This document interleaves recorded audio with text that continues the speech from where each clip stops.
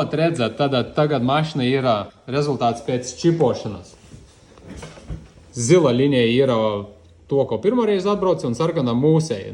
Ir iespaidīgs rezultāts. Var teikt, ka diena un nakts pirms un pēc, bet skaties, ja tu čipoji bez jaudas stenda un bez data logiem, tu vari atdot mašinu, sačipot ar šādu rezultātu. Klients vienkārši būs starā, pateiks, blīn, čot kā mašina iet, vienkārši lopa, liels paldies, tev super, jā, samaksās naudu, viss ir ok, bet redzi, kas notiek, tu uzlieki viņu uz jaudas stenda, tu redzi, ka viņam pietrūkst zirgi, pietrūkst griezes moments, pēc čipa, protams, pēc līkņiem izskatās 100 Newtonu dīzeļiem ir labi, griezes moments un zirgspēki 28 klāt, nav nepilni 30, arī ir ok, bet tas nav ideāli, un mēs redzam uz data logiem, mēs redzam arī uz jaudas stenda, cik viņam ir uz oriģinālu un cik viņam ir pēc čipošanas. Tādēļ es uzskatu, ka tas ir pilnvērtīgs čipošana uz jaudas stenda ar data logiem, ar faila pārbaudīšanām, ar programmatūram.